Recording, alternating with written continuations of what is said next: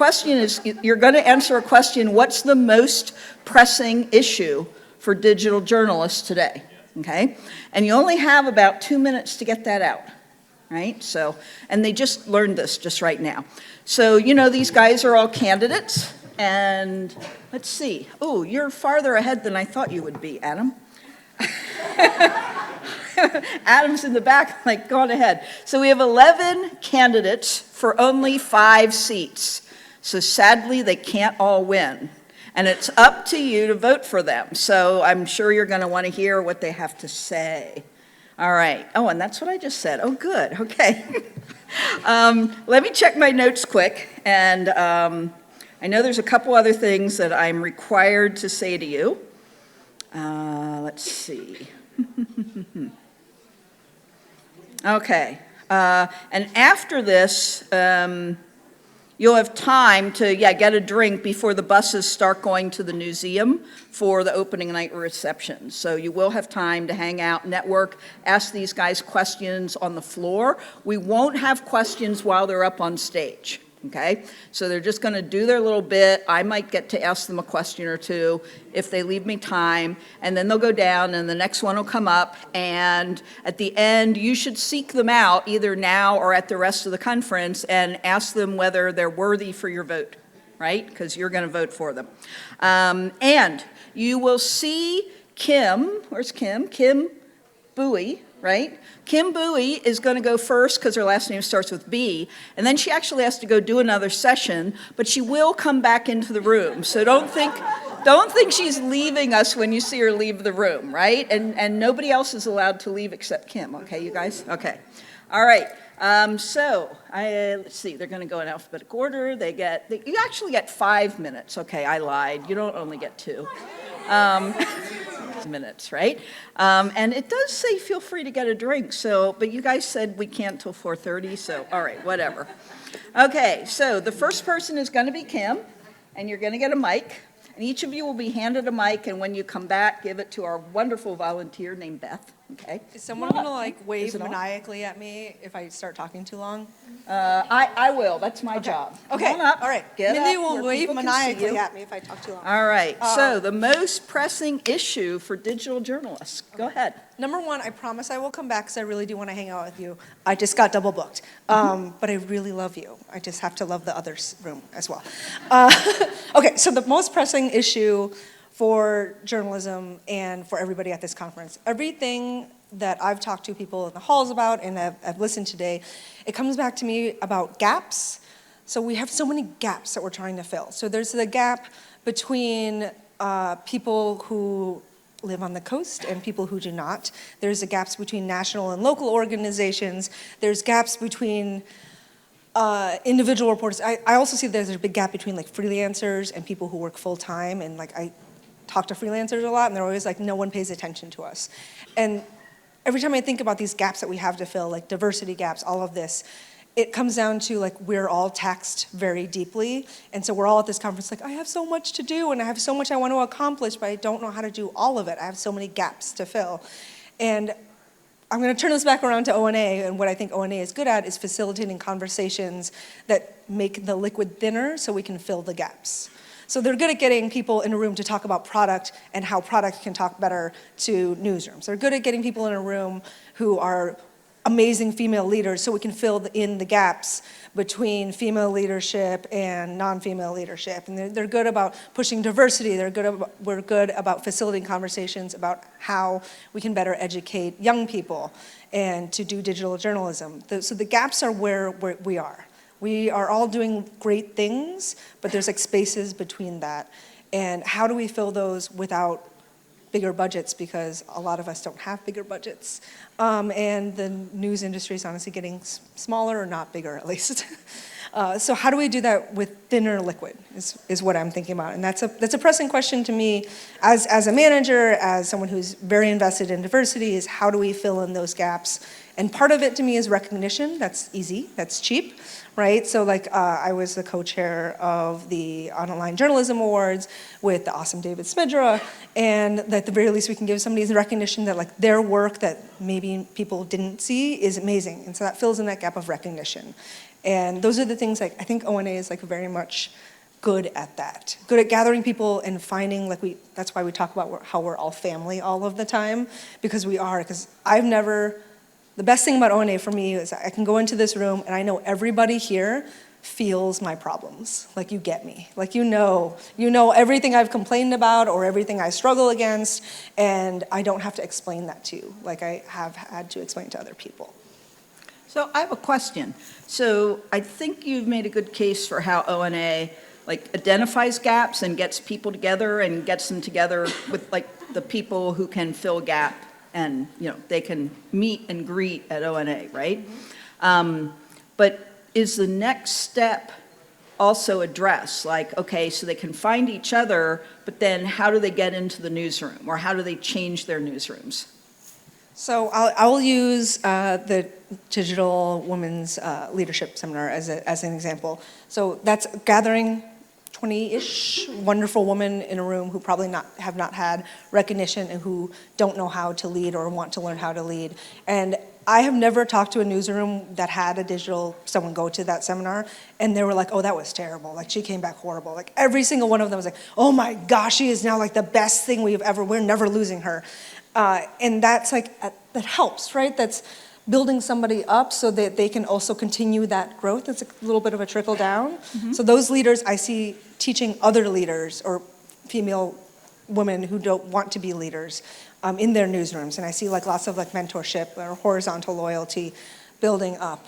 I do think ONA has to pick and choose their battles, right? We can't solve all of the gaps. So sometimes it's just going to be getting people in a room, and sometimes it's going to be building an amazing program where we know we can help get people toward fixing this. Okay, great. And I think I'll kick you off stage now. Excellent. All right, thank you. Yeah, there we go. Okay, and next up is Eric Carvin from B to C. Hi, everybody. Oh, whoa. Okay. Ooh, careful. I tend to project. Is the audio guy on that? All we're right. good? Okay. Okay. All right, So, great. You know your question? Yes, and my All right. question, same question as before. Same question. So I think there's a whole category here of something that I think we need to address that ONA can be very helpful with and has been to a degree, which is I think we as a group are so good as thinking like innovators, as developing great ideas, taking journalism in new directions, and thinking about new models and all of that. Sometimes I think the trick is taking these visions and turning them into reality. So I think becoming more practical. And this includes what happens at events like this conference and others, is making sure that people are always walking away with something that they can bring back to their own newsroom, or if they're not, or if they're a freelancer, to their own office, to whatever it is to wherever it is they may work every day, and say, okay, here's a thing that's going to change my work today. And this is not just about the conference, it's about our local events, it's about what we do globally elsewhere in the world. We also, this applies to a lot of different areas too. It applies to, I think that ONA really stands out among a lot of the general journalism organizations in thinking about diversity, and you see it from this conference in terms of who gets to speak here and who runs it, and it's really extraordinary. But I think there are still steps to be taken to take that notion, which is so important, and make it, again, more practical. Make it, and how do we get from here to the point where the newsrooms start becoming more diverse, and the places where we actually are going back to are reflecting communities the way that ONA is starting to. So, how can we take things back to where we came from when we came here and make real change around that? That's true about becoming more local. It's true about becoming more global. We're great with the ideas here. The implementation is something we need to really hit on even harder. And okay, now I'm going to ask you the really hard question. Well, how? Do you have some ideas? How can we do that? Like you said, we're really great about saying ooh, these, I learned these new things. But how can ONA help people learn how to take things back? Yeah, I think the key to me is going more and more local, having more local events, doing more in individual communities, targeting communities that are interested in different segments of the journalism community and in other parts of the world as well. I mean, I think this conference is amazing. I think it's probably about as big as it needs to get. It's huge now, and that's fabulous, and I think it's amazing that everybody wanted to be here.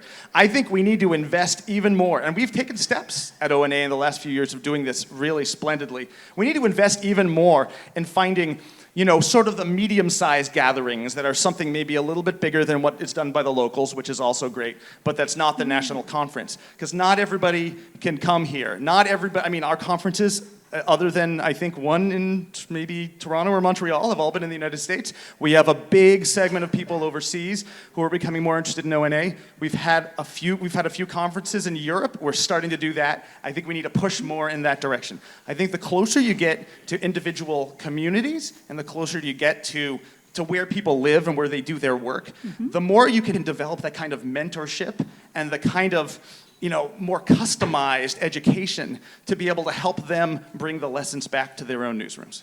Okay, that's great. I think that's good. Yeah, thank you. Yeah. Thank you. All right. Excellent. Now, our next person will be David Cohn, another C name. Yay. Yay. By the way, oh, hey, Kevin or Hunter, take one of my tickets and give me a beer. I'll give it back to you. I'm actually serious. Can you just restate the question?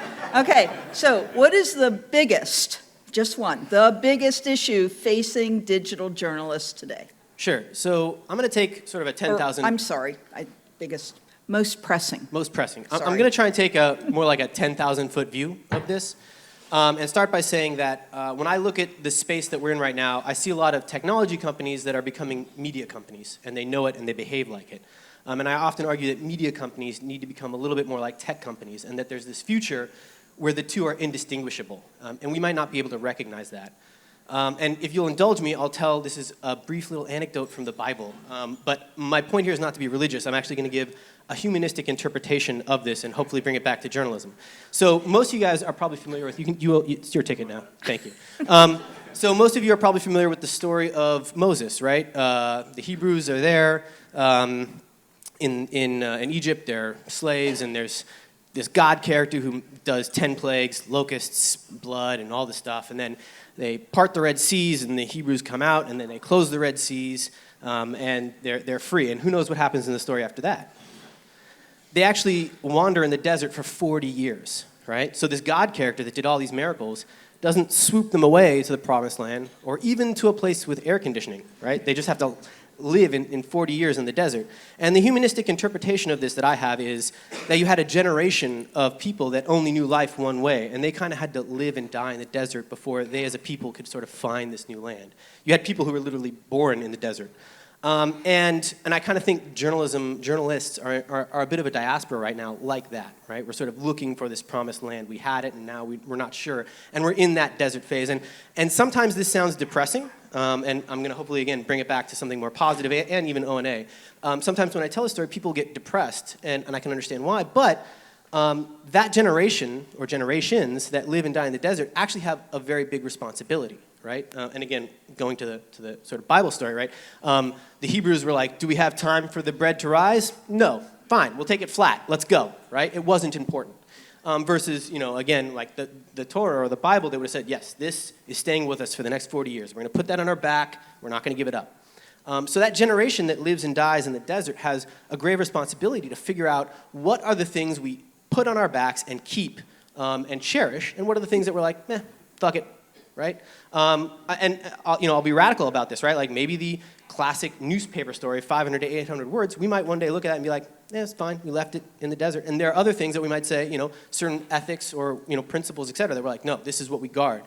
And for me, bringing it back to ONA at least, when I first got involved with ONA about 10 years or so ago, I was running a startup nonprofit, Spot Us, and I didn't really have any coworkers, but I did have colleagues. And that was because of ONA. And coworkers are happenstance, but colleagues are life. It's sort of a connection, right? And so it's been, and I think it's important to have something like ONA, an organization that can create a sense of collegialship. Yeah, sure, why not? Because that's where you have those discussions about what is important, what we keep, and what we don't. And that's, I think, some of the role of ONA that I think it plays for all of us. Okay, so I have a question for you. Sure. Right?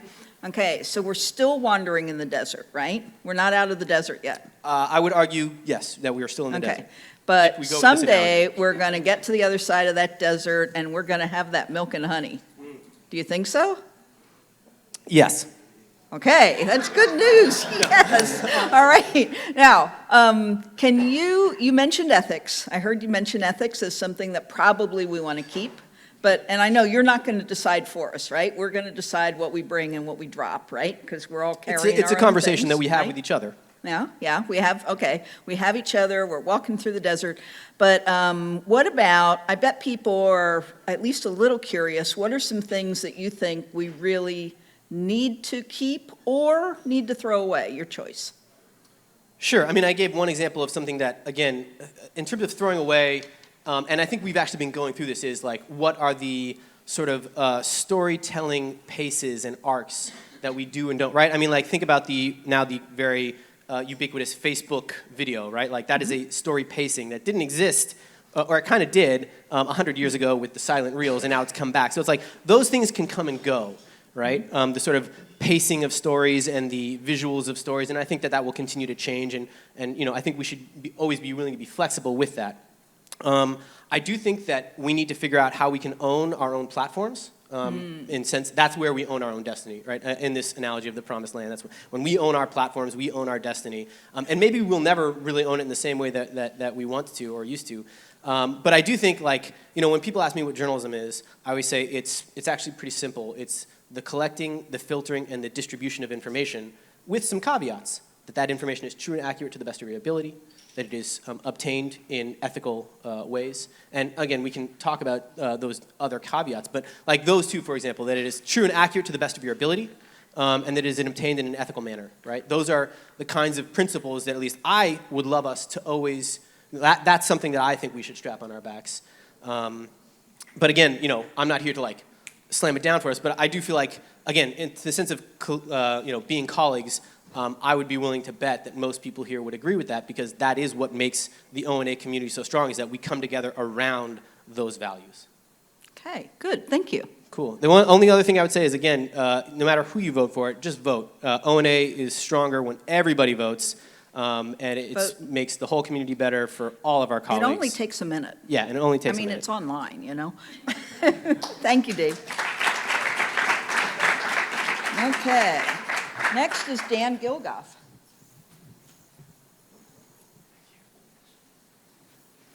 Okay, should I repeat the question for you, Dan? No, that's okay. You got it? Okay. Yeah. Can you get me 2 beers, though? What? Hi, all. My name is Dan Gilgoff. I'm the executive editor for digital at National Geographic. And before I get started, I just wanted to give a quick thank you to Meredith Artley here. She nominated me to run this year for the ONA board. It's a great honor to be among this really esteemed group of candidates. And I worked for Meredith at CNN for a number of years. She's been on the board for years herself, has served multiple terms, and she's stepping down now. And she's also had served as president, and she's been an enormous source of inspiration and wisdom for me and a lot of the folks in this room. So Meredith, if you're here, out there somewhere, I think you are. There you are. Thank you very much. Much appreciated. So we got this question about, originally it was 2 minutes, before it was 5 minutes, solve journalism's most daunting problem in 2 minutes or less. And I started thinking about, well, maybe I should talk about how, public trust in our journalism is eroding at a time when it's more necessary than ever. And then I thought, no, we shouldn't talk about that. We should really talk about how, this freak out over the distribution power that we're losing as Facebook and Google become our main distribution platforms. And then I thought, no, I shouldn't talk about that. I should talk about, and then it occurred to me that I think the most pressing problem, maybe for all of us in this room right now, is sanity maintenance at a time of really intense change and challenge in our industry. And it's everything from how do we maintain, how do we prevent ourselves from going crazy when we're juggling everything from making sure our traffic is there and is growing as we give up control of our platforms? How do we maintain that public trust that seems to be eroding in the stories that we're telling every day? How do we get back to that final Slack message of the day? How do we juggle a zillion stories at once and manage staffs when the internet never sleeps and the news cycle never seems to end? And in fact, at National Geographic, I don't actually tell my staff enough about this, but sometimes I have real concern over how they're doing because they're juggling so much. They are trying to do so much all at once. And so this fundamental question of how we maintain sanity, I think, has never been more important. And I think for me, and I think for many of us in the room, one of the key ingredients to sanity maintenance right now is to do exactly what we're doing at ONA right now, which is to come together for a few days and to share stories of challenge, of success, of lessons learned, and all like steal for each other, and also just take some solace in like the support group that is ONA, and to talk about how impossible it is, how exhilarating it is, and how important it is what we do every day. And so this annual ritual has become really important for my own sanity maintenance in this industry, and I think it is for all of us. And it's a key reason why I'm running for the ONA board, and would really appreciate your vote. Thank you. But I have a question. Don't step down yet. So what you were talking about is, like people have this, like sort of like juggling all the balls, and there's so much, like every journalist who does have a job of any kind, whether freelance or not, you're juggling all these balls, right? And you talked about maybe you don't say it enough to your staff, or maybe because probably every manager feels that way. Yeah. How can ONA, apart from we come together and we have this sort of positive reinforcement, any other ways you can think of that ONA can help maybe alleviate the stress or teach people how to juggle better? Sure, it's a great question. And, I ran for ONA last year. I ran for the board, and I lost. And one of the things that I did in the last year, the intervening year, was try to get time, coffee, drinks, lunch, whatever, with as many current and past board members as I could, because I really wanted to learn what the challenges were and the opportunities and everything that the ONA board and ONA is dealing with right now. And one of the themes of those conversations that came across loud and clear, and it plays into your question, is like, the growth of ONA has been like absolutely explosive, and like, this room and this conference is like an obvious testament to all of that. But as like the conference grows, as there are new conferences abroad, as membership grows, there is this like fundamental question about ONA, which is, what is its purpose in the lives, the professional lives of its members, especially past the conference? How does it transcend the conference? And I think in tackling problems like what you're talking about, in providing, say, training or guidance, and how we do that juggling act could be a really key way for ONA to communicate and become more meaningful in the lives of its members outside of what we're doing here right now. And I think that in order for ONA to stay vital and to not get its butt kicked eventually from some new upstart organization of digital journalists that we haven't yet heard about, it needs to become a lot more important to the lives of its members every day beyond these 3 wonderful days here. Great, thanks very much. That's good. Okay, next is Charo Enriquez. Hello. Should I repeat the question for you? Yes, please. Okay, so what is the most pressing issue for digital journalists today? The most biggie. pressing? No, just one. Identify it. Just one, because there's Pick so one. few. First of all, the thing that I like most about not just ONA, but beyond these few days, this organization is really excellent at connecting people. And the most pressing issue I think we have right now is we need to be more connected to our audiences, we need to be more connected to our networks, and we need to give our audiences voice, which we don't always do. One of the programs that ONA has, the Women's Leadership Academy that other people have mentioned, I've been a mentor in that program for the last 2 years, the last 2 cohorts. And that to me is one of the most life-changing programs and experiences that carries over beyond the week that the participants are there. That to me is a great example of the impact that ONA can have, not just in its individual members, but in these cohorts or these groups or these networks that go beyond just the work that we do in a specific amount of time. The way that carries over to our jobs and what we do is ONA is also incredibly diverse. And bringing more diversity to specifically leadership positions in media organization and bringing more voices and being able to reach out to more people within our journalistic community gives then those same audiences that we're representing more voices in what we do. And I think that to me is one of the pressing issues that we need to address. And the way that happens is with us connecting as people.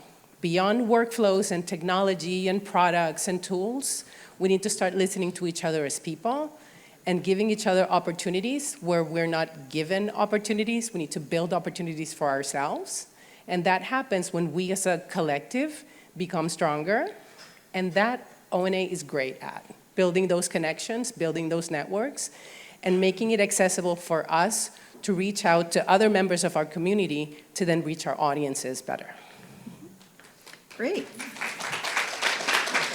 Okay, but wait, I have a question. So do you think that a solution should be forming other sort of groups within the group? Like you mentioned the women's leadership group, right? Should we form new, like small manageable groups within the large group?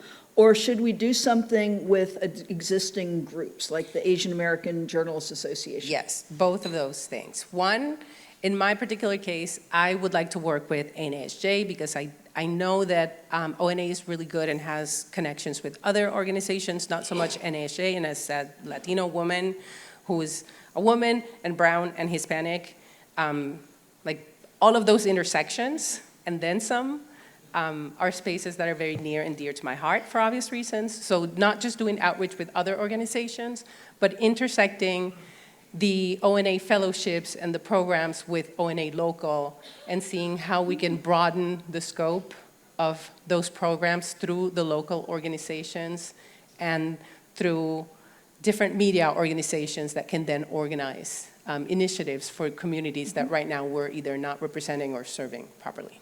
Okay, good answer. Thank you. All right, thanks. Okay, so next up is the person with the name I'm trying to pronounce right. Okay, Natalie Malinovich? Oh, perfect. Yes. Not many people get that right, so thank you. Tried hard. Right. Go for it. Should I re-ask the question for you? No, it's daunting enough. I know the question. That's All fine. right. Thank you. Go right ahead. So it's a huge question, and for me, I think that one of the most pressing things that most people feel is the pressure to keep up. And what I mean by keeping up is really keeping up with the platforms and how audiences consume news. And why I think that's so pressing is that it affects everyone from really young producers to senior leaders. Everyone's grappling with it, and it also affects like very small local newsrooms to huge organizations like the BBC where I work. And you know, I'm fortunate enough to work in innovation, and that's great. The BBC can afford that. Not everyone can.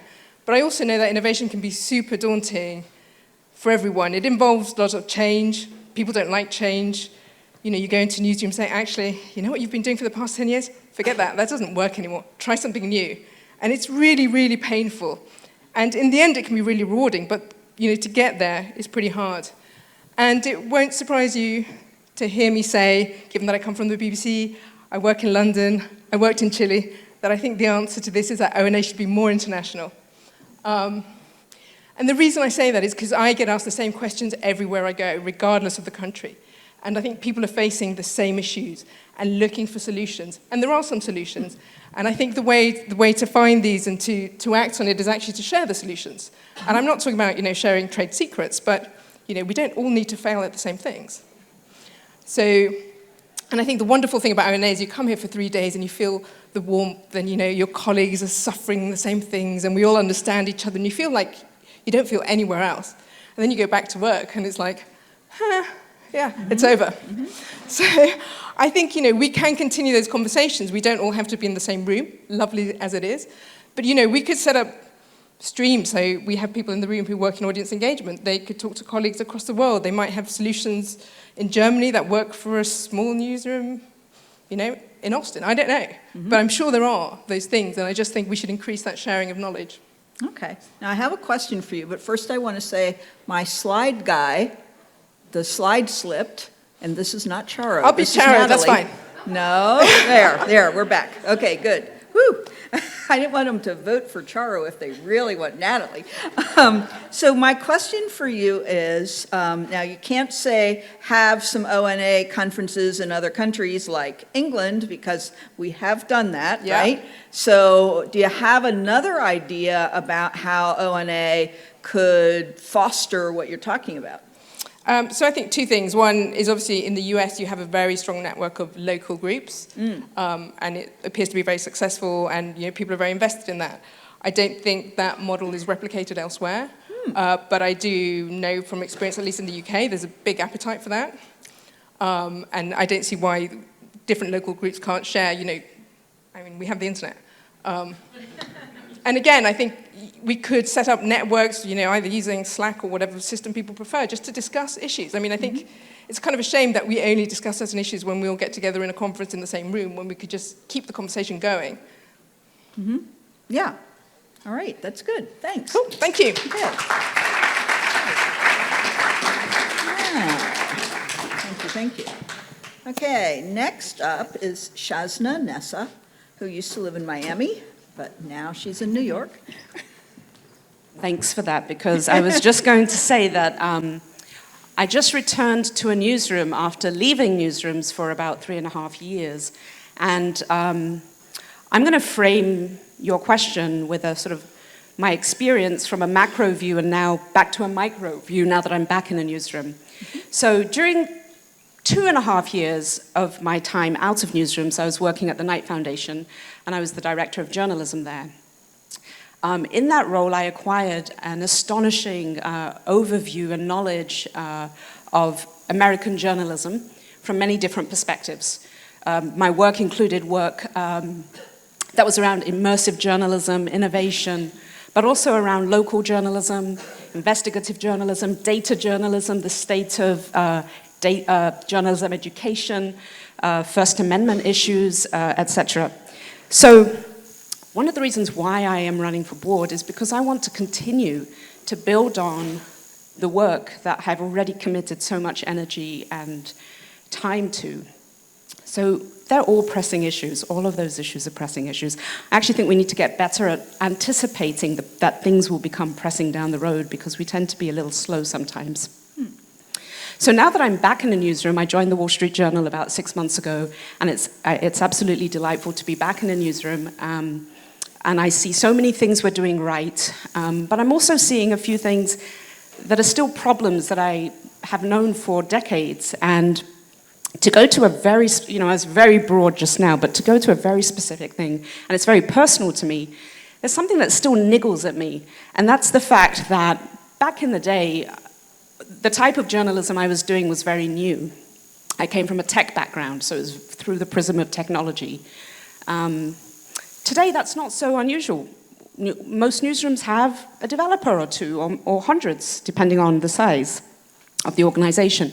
We have experts in video production, we have experts in social media, and community building, and analytics, and audience training. All of these people are in the newsroom, and they're all journalists. But I'm not seeing this shift reflected in the top ranks of our organizations.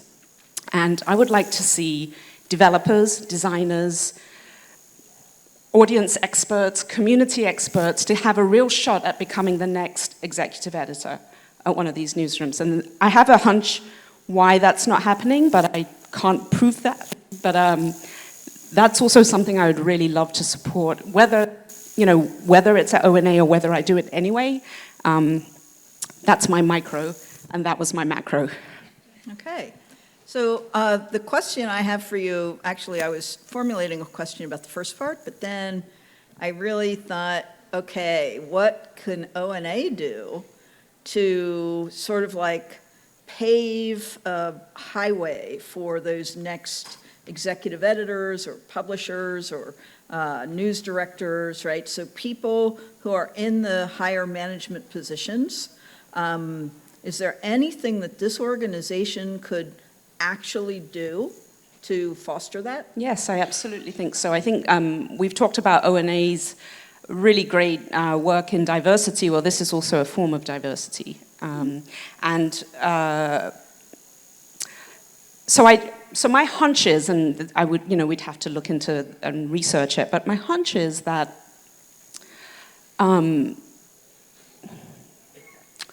there are these new types of journalists in newsrooms, and they do their work really well, and it helps our journalism to be relevant. I feel that if some of them had more of a chance to practice journalism in a traditional way too, I think they would get another layer of understanding. Because right now, the top editors are always people with traditional backgrounds. And I think those skills are really excellent to have. I wonder whether we need to provide actually more core journalism training to people who aren't actually practicing that type of journalism every single day. I also think that newsroom leadership need to have some training as well around, or even conversations. I think if the very first thing would be, let's admit that this is a problem, because what's happening is you've got really talented people who at some point can't get anywhere, and they're leaving, and they're going to technology companies, or they're going to adjacent types of information and media industries, and we're losing them, and we're losing all that knowledge. So I think it has to sort of be a 2- or 3-pronged initiative. But first of all, we'd have to not go by my assumptions and actually do some research. Okay, great, thank you. All right, so next up is Angela Pacenza. Very good. All right. Your Italian is excellent. I'll Amazing. forget in half an hour. Hi, everyone. So I'm Angela Pacenza. I'm from Toronto. I work at the Globe and Mail. I'm also co-chair of the Toronto chapter of ONA Local, there where we do monthly events and whatnot. So for me, the most pressing issue is really, and it's sort of been already said, it's really hard to go in the second half of this group, but I would say it's about navigating change. I still find it funny that the question was framed digital journalists, and we're still talking about traditional journalists. It's all journalism. And I think that, I think I went to my first ONA conference in 2006, and we were talking about the silos. And while we've come a really long way, the fact that we're still having conversations around traditional and digital journalism, it kind of worries me a little bit, and it tells me that we haven't done enough to navigate the change. We all know there's an unpredictable future. We all know that journalism matters. Like, those are truths for us, right? So let's walk that path together. And so that's a lot of things around culture change and around people and preparing people for this future that no one knows exactly what it's going to be like. So in my newsroom, we talk a lot about the gray zone. Things stopped being black and white a really long time ago, and things are really in the gray zone. And what we can do as newsroom leaders and as organizations is really teach people how to navigate in that space. How do you lift them up when they really don't know what tomorrow is going to look like? So yes, we're all going to have the conversations. Should we launch 4 podcasts, 6 podcasts, a newsletter, 6 newsletters, Snapchat, like all of these conversations, really good conversations, and we need to have them in our newsrooms. But we know we're going to have those conversations, and we know they're just going to keep coming. So I think what we need to do is sort of prepare people to take advantage of change rather than fall victim to it and feel like they're crushed by it, which I think is starting to happen sometimes in newsrooms. Or not starting, I mean, it's been there, where, we're confused, there's increased anxiety among staff, the workload's really heavy. We don't ever say no, we just keep adding on top of it. In my newsroom, what we did last year was we blew up our org chart and we got rid of every silo we could think of, and we just went to 3 groups: gathering, experience, and audience, because to us, that was the core of what we did, and it didn't matter what platform you did it on. Those were our core journalism values, and I think that that's what I would like to bring to the board, and what we try to also do with our Toronto local events is really talk out these issues that are happening around culture change and navigating that change so that we all feel a little bit more confident when we go to work every day. And I think that's kind of, as human beings, what we want. And we always remember that really good journalism that matters, at the heart of it is people and the people that produce it, right? So that's what I'm going to say. So thank you. Do you think that ONA needs to be then more proactive? Do you feel like ONA is maybe always talking about what's happening now and not really looking at the future enough? I mean, I think we talk a lot about the future when we're at the conference. So we talk about the current and how stressed we all are, and then we talk about things that are coming, what should we be doing, how can we take advantage of newsletters better, and all of those things. Mm-hmm. But I don't think we talk about the human toll, like the emotional toll and all the baggage that kind of comes with all of these new things that are happening. And I don't think that we need to necessarily do it at the conference every single year. ONA brought this fantastic one-day conference to Toronto last year, ONA Camp, which I'm sure they've done in other cities as well. And I mean, with very little promotion, we had 150 people there. It took, so there's a huge need for people to talk about these issues. And we had workshops and speakers, but like this conference, those best conversations where people got the most value was at the pub in the evening, over lunch, coffee, all of those things. So those types of gatherings and opportunities to have those conversations that are a little more nuanced than, a grabby headline for a conference, are so valuable, and we need to find more opportunities to have them for sure. Okay, good, thanks. Yeah. Great. Okay, thank you.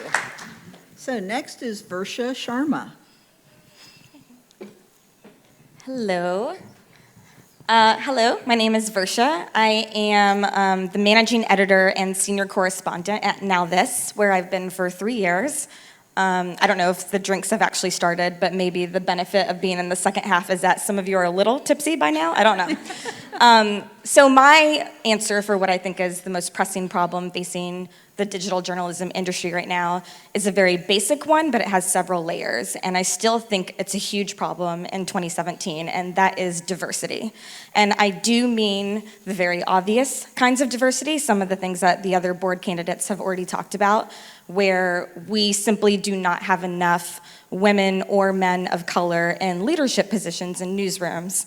And that's a problem at both the startup level, at places like Now This, or it's a problem at larger places like the New York Times, where we're still seeing issues in some of the reporting and story assignments and selection that are there.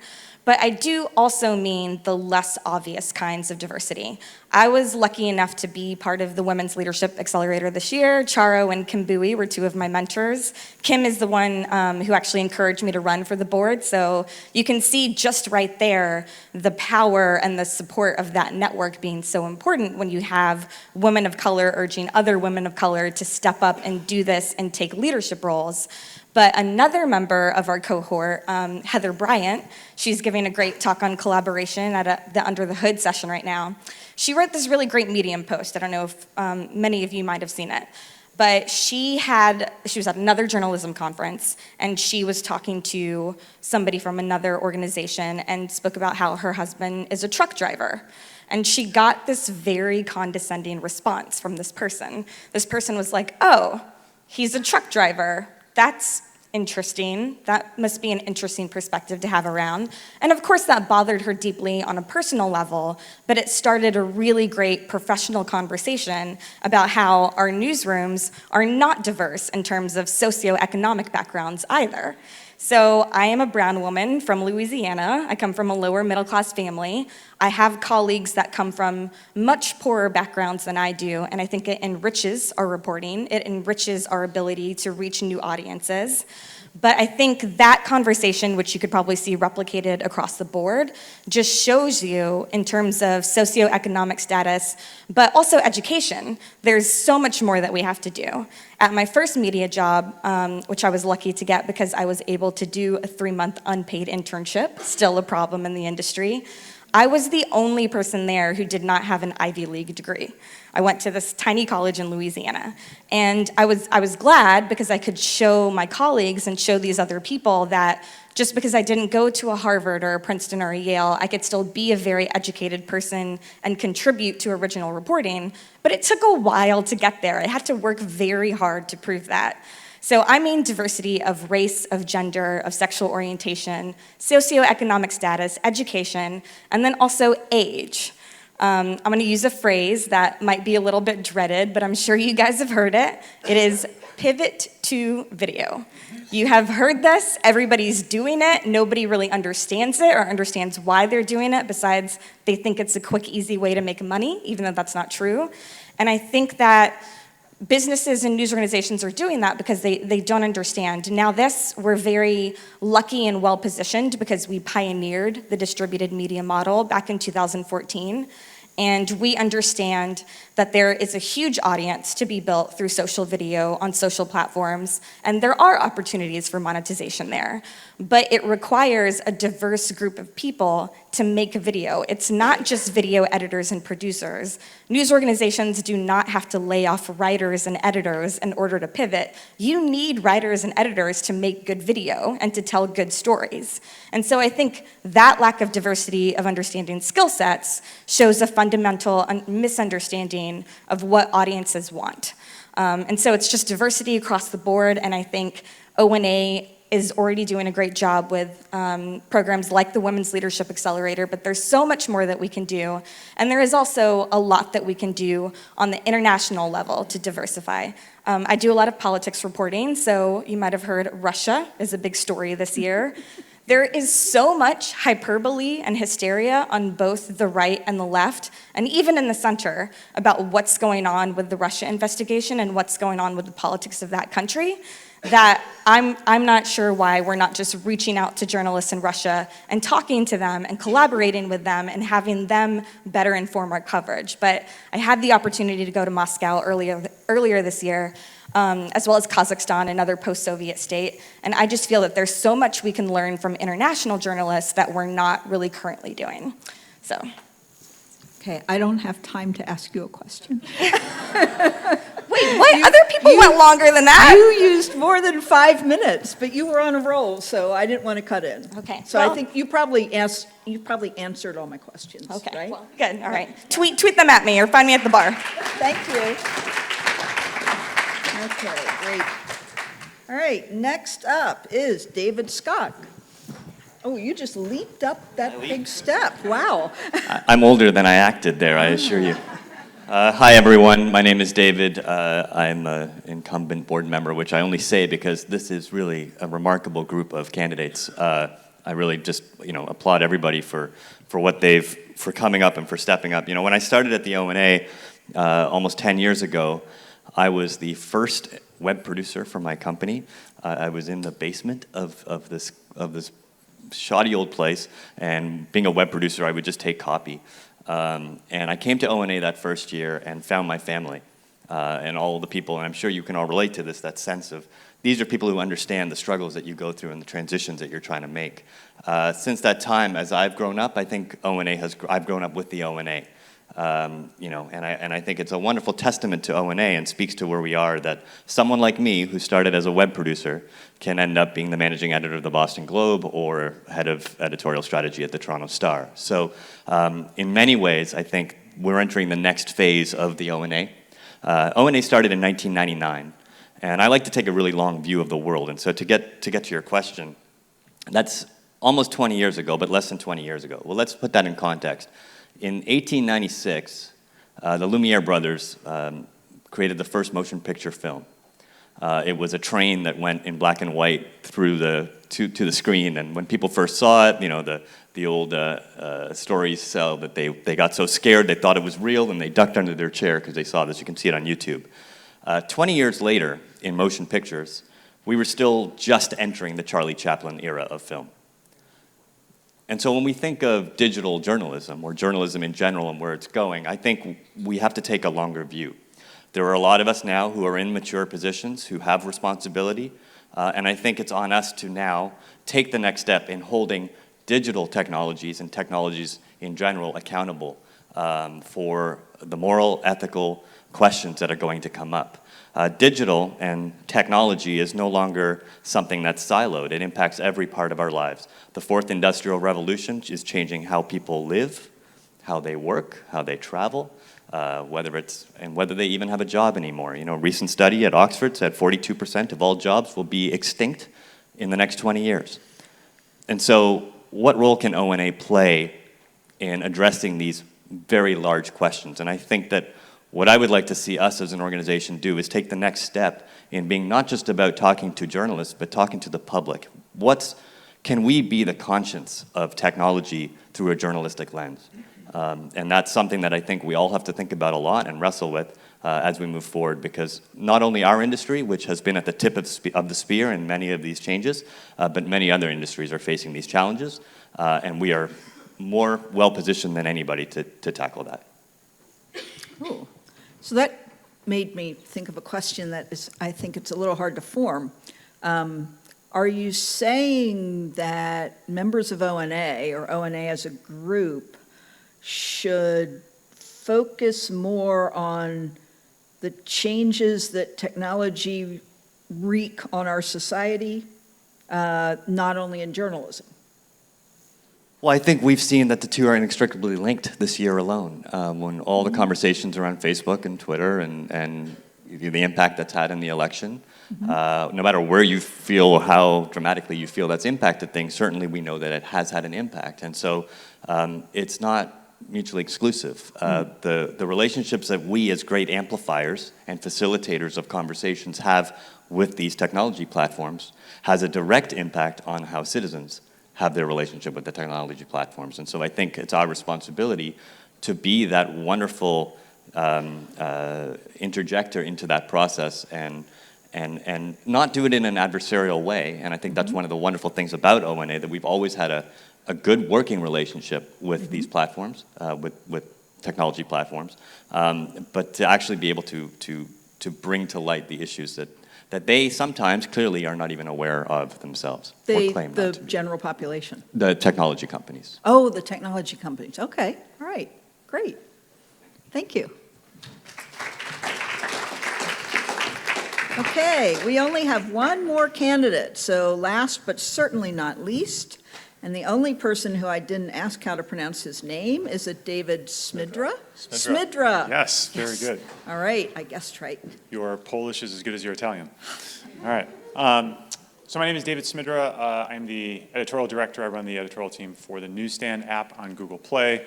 But if you follow me on social media, and a number of people have commented to me about this week, you may also know me from the prolific posts I make of my 7-month-old son, Miles. Hashtag baby Miles.